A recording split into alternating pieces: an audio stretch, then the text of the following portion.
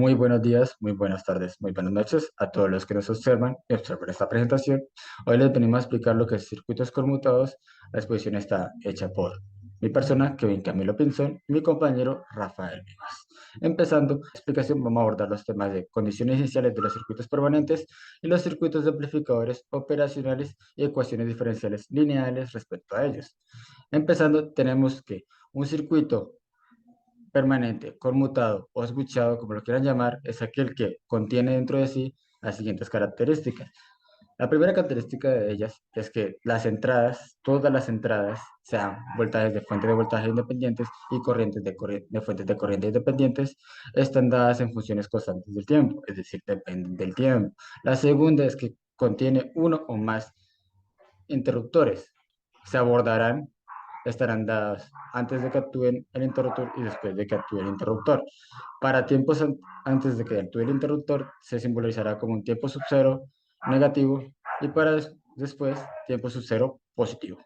En la tercera característica es que el circuito incluye al menos un condensador o un inductor. Y la cuarta es que cuando un circuito ha estado durante mucho tiempo en una condición dada o en una, digamos, en un estado, decimos que el tiempo es igual a t sub cero. Esto es lo mismo que decir que el tiempo ha estado en una condición estable. Además, cuando hay unas fuentes constantes, esto simplemente nos hará que el circuito pase a ser llamado un circuito CD. Un circuito CD es aquel que es estable y tenga unas fuentes constantes. También el circuito CD estará dado en funciones constantes de tiempo, es decir, dependerá también del tiempo. En la imagen podemos ver un circuito CD con un interruptor, un condensador y un inductor. Recordando en capítulos anteriores, creo que el segundo o tercer capítulo, la verdad no recuerdo, hablábamos sobre los interruptores. Los interruptores podemos decir que hay dos tipos, el inicialmente abierto y el inicialmente cerrado. El inicialmente abierto se va a retratar cuando se desarrollan los ejercicios como un circuito abierto y el inicialmente cerrado como un circuito cerrado. Es decir, para un interruptor que está abierto, un circuito abierto, para un interruptor que está cerrado, otro circuito en este caso. También hay que recalcar, como aprendimos en este capítulo, que el voltaje de un condensador y la corriente de un inductor no van a cambiar instantáneamente, esos no cambiarán. Si estamos hablando de la corriente de un condensador y el voltaje de un inductor, esos sí van a cambiar, como para recalcar y aprender. Entonces tendremos que en un circuito CD, nuestro querido inductor va a ser representado como un cortocircuito, mientras que nuestro condensador como un circuito abierto. En la diapositiva podemos ver las imágenes. El voltaje de un inductor está dado por su inductancia, por la variación de la corriente respecto al tiempo, y en un condensador la corriente estará dada por su capacitancia, por la variación del voltaje respecto al tiempo. Entonces, resumiendo todo, tenemos que, y lo que hemos aprendido, tenemos que, primero tenemos la señal de convención pasiva, que va de más a menos, como ya lo sabíamos, es lo mismo para tanto inductores y condensadores.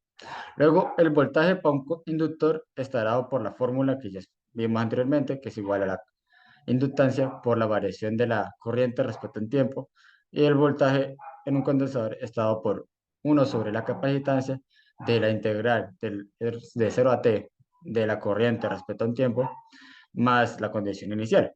Y la corriente estará dada por 1 sobre, del inductor estará dada por 1 sobre inductancia con una integral de 0 a t del voltaje respecto a un tiempo más su condición inicial y de un condensador es igual a la capacitancia por la variación del voltaje respecto al tiempo.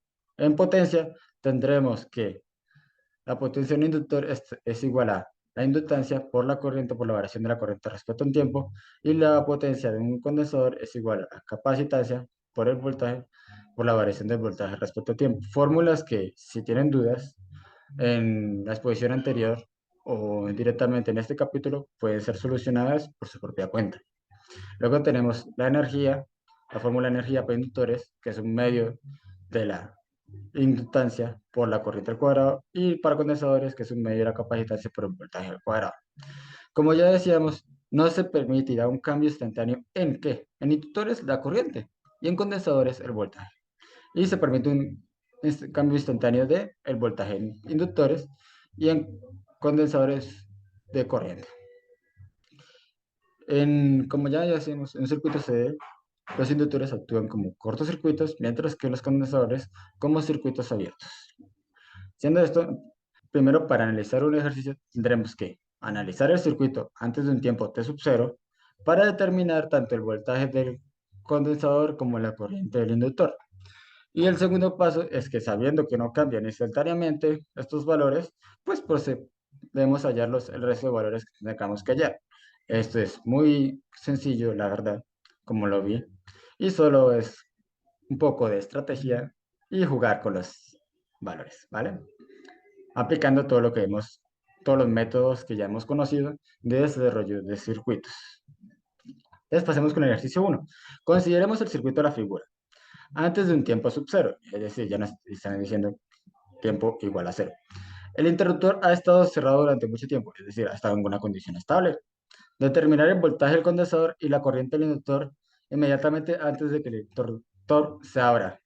O sea, nos están pidiendo el voltaje y la corriente antes de que los interruptores actúen. Empecemos. El paso 1 para encontrar nuestros voltaje del condensador y nuestra corriente del inductor en tiempos anteriores, es decir, negativos, como hemos representado. Entonces, veamos qué interruptor tenemos. Tenemos un interruptor que está inicialmente cerrado, es decir, que está abriendo si actuara. Entonces, tendremos un cortocircuito, es decir, el interruptor en tiempos anteriores a cero está cerrado, es un cortocircuito. Listo, entonces con eso hecho, tendremos el nuevo circuito que podemos ver en la imagen para tiempos menores a cero y simplemente evaluamos. Tenemos que hallar la corriente L, que es la corriente del inductor, y el voltaje C, que es el voltaje del condensador.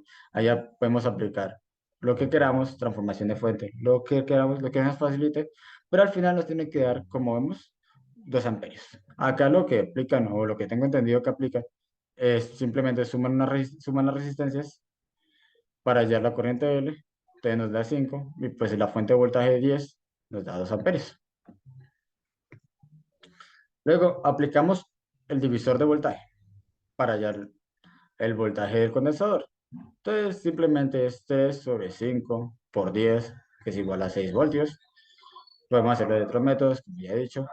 Y el paso 4 es sabiendo que esto no cambiará, entonces el voltaje del condensador en tiempos mayores a cero es igual al voltaje del condensador en tiempos menores a cero, que es igual a 6 voltios. Y la corriente del inductor en tiempos mayores a cero es igual a la corriente del inductor en tiempos menores a cero, que es igual a 2 amperios. Luego, esto es todo por este ejercicio, bastante sencillo, ¿verdad? Pero solo hay que saber cómo manejar nuestras variables y no la teoría que ya he explicado. El ejercicio número 2 es encuentre la corriente del inductor para tiempos mayores a cero, el voltaje del condensador para tiempos mayores a cero, la variación del voltaje del condensador para tiempos mayores a cero respecto al tiempo y la variación de la corriente del inductor para tiempos mayores a cero con la variación del tiempo. Para el circuito de la figura, usaremos la variación del voltaje del condensador para tiempos mayores a cero con la variación del tiempo para indicar que es la misma vaina. La variación del voltaje por T es igual a sobre la variación del tiempo es en tiempos mayores a cero.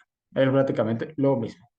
Entonces tendremos que analizar el circuito. Tendremos dos interruptores, el interruptor 1 que estaba inicialmente abierto, el interruptor 2 que estaba inicialmente cerrado. Nos pide, primero, como ya había dicho, tenemos que analizar el circuito antes de que los interruptores actúen. Entonces, armamos nuestro nuevo circuito sabiendo que tenemos que reemplazar inductores y el condensador por cortocircuito o circuito abierto según corresponda, cosa que se me olvidó explicar en el anterior ejercicio, pero es bastante sencillo de hacer y se tiene que hacer. Y luego tenemos que ver los interruptores. Como está inicialmente abierto, pues será un circuito abierto, interruptor 1. Y el interruptor 2, como estaba inicialmente cerrado, será un circuito cerrado, entonces un cortocircuito. Con el nuevo circuito procedemos a hallar de manera fácil lo que es la corriente L, podemos aplicar lo que queramos, transformación de fuentes, lo que queramos, y nos dará, y L es igual a cero, porque está abierto, simplemente se ve claramente. Mientras que el voltaje del condensador en tiempos negativos será menos 2 voltios. Podemos aplicar, como ya dije, transformación de fuente, lo que queramos. El tercer paso es, con esos valores sabemos que no cambian, porque no cambian inmediatamente, serán iguales en tiempos positivos y en tiempos negativos. Entonces, sabiendo esto, en el cuarto paso, para hallar esas variaciones de voltaje en tiempos positivos del condensador y las variaciones de la corriente en tiempos positivos para el inductor, podemos hallar el nuevo circuito, pero ya que tuvieron los interruptores, por lo menos la fuente de 2 amperios que teníamos anteriormente desaparece porque queda en cortocircuito prácticamente. Y el interruptor se cierra armando este nuevo circuito que tenemos en la imagen y procedemos a hallar lo que es la corriente del condensador y listo. Y el resto de variables ya las tenemos. Entonces el quinto paso, sabiendo los valores, pues con las fórmulas que leí anteriormente, corriente del condensador y el voltaje del inductor, las despejamos y tendremos que la variación del voltaje del condensador eh, en tiempos mayores a cero sobre la variación del tiempo es igual a corriente del condensador en tiempos mayores a cero sobre capacitancia. Y para la otra fórmula que nos sale es que la variación de la corriente del inductor tiempo mayor a cero sobre la variación del tiempo es igual al voltaje del inductor sobre el voltaje del inductor, pero en tiempo mayor a cero sobre inductancia. La inductancia, como ya vimos, era de 1. Luego aplicamos ley de Kirchhoff de voltajes en el enlace de la derecha para decir que nuestro voltaje del inductor en tiempos mayores a cero es igual al voltaje del condensador en tiempos mayores a cero menos la corriente del inductor en tiempos mayores a cero es igual a menos 2 menos 0. Esos valores ya los conocíamos. Y simplemente es aplicar el concepto de ley de Kirchhoff de voltajes. Entonces tendremos que es igual a menos 2 voltios. Y sabiendo que la fórmula que teníamos, las dos fórmulas que nos nacieron, o igualdades, tenemos que variación de la corriente en tiempos mayores a cero sobre la variación de tiempo, tenemos que dividir ese valor encontrado sobre la inductancia y la inductancia es igual a 1. Entonces tendremos, pero las unidades cambian. Entonces tendremos que es igual que esa variación de corriente del inductor respecto de tiempos mayores a cero sobre la variación del tiempo es igual a la menos 2 amperios sobre segundo. Recordando así un pequeño recorderis que la inductancia estará por esa fórmula. Sin la necesitaremos. El octavo paso es ley de Kirchhoff fue corriente en el nodo A, para hallar lo que es la corriente del condensador.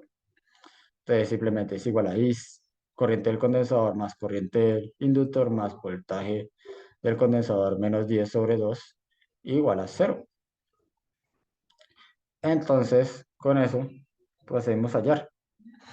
Lo que nos falta, despejamos corriente del condensador, que nos da 6 amperios, y esos 6 amperios los dividimos según las fórmulas igualdades que teníamos anteriormente sobre un medio, que es en sí la capacitancia que tenía nuestro condensador, y cada entonces nos da 12 voltios sobre segundo. Eso es todo por mi exposición. Pasemos a mi compañero. Muchas gracias.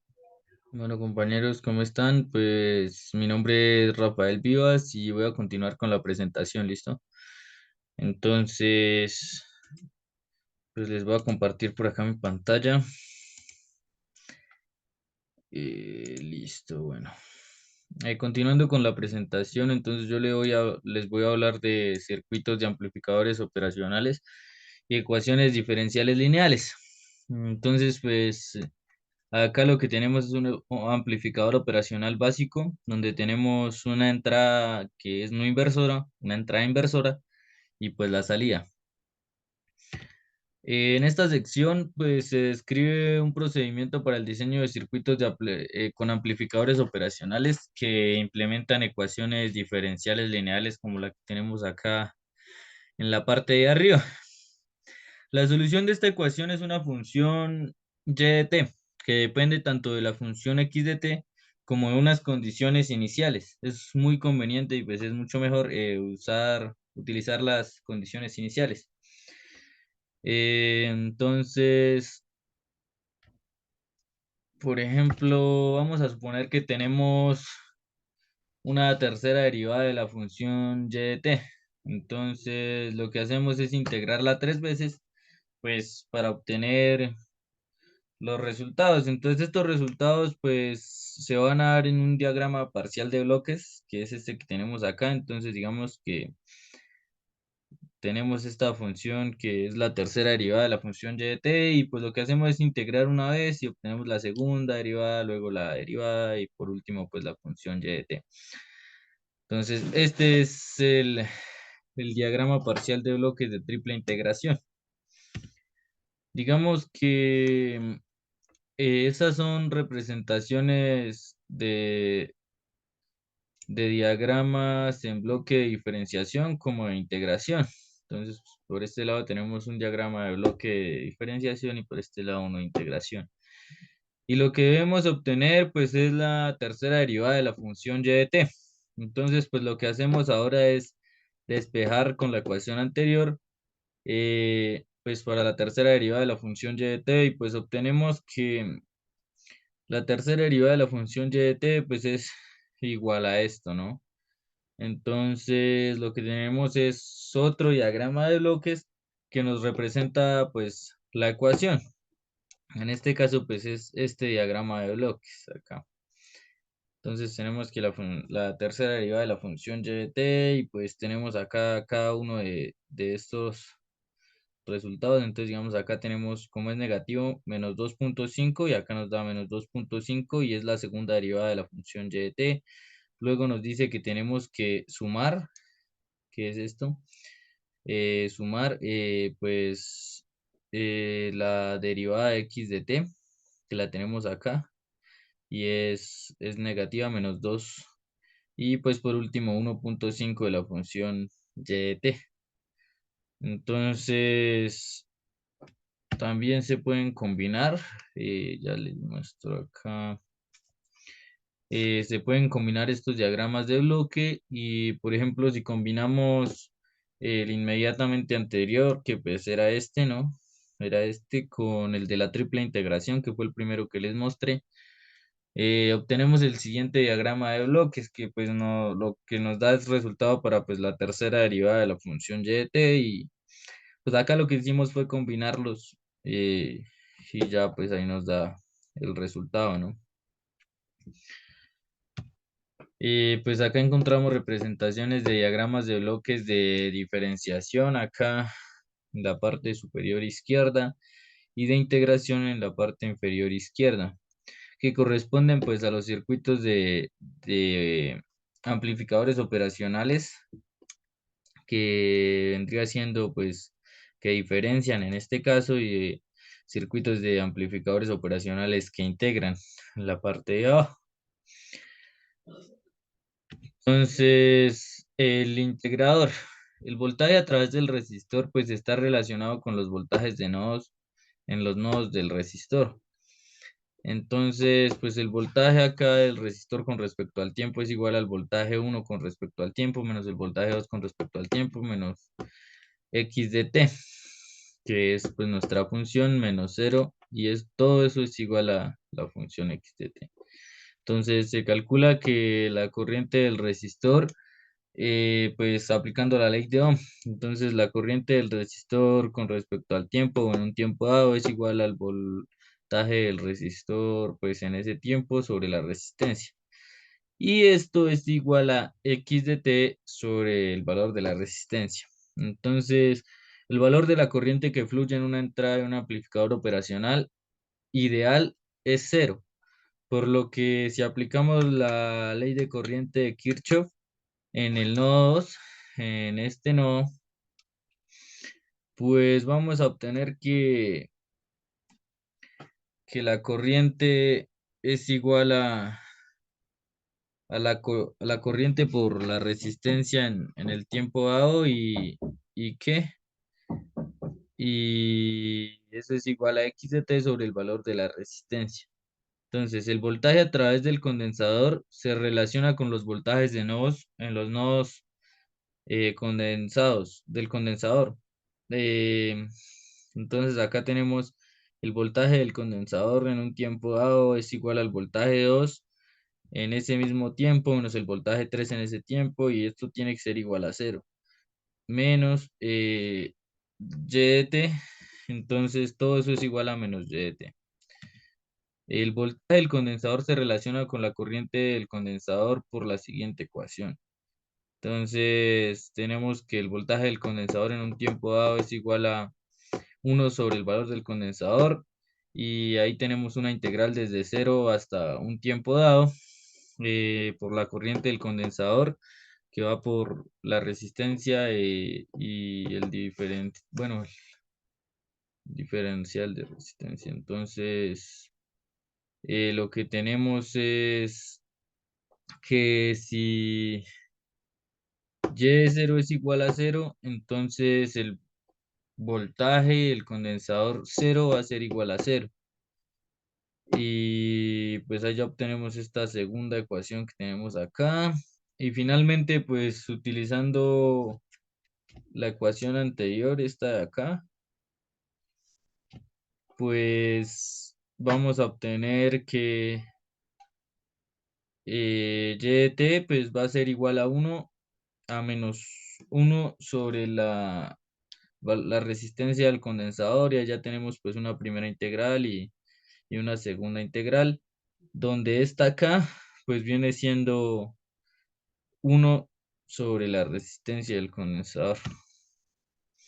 Entonces, para verificar que la solución de un ejercicio sea correcta, pues lo que debemos hacer es reemplazar pues los tiempos como en intervalos, hacer como intervalos de tiempo.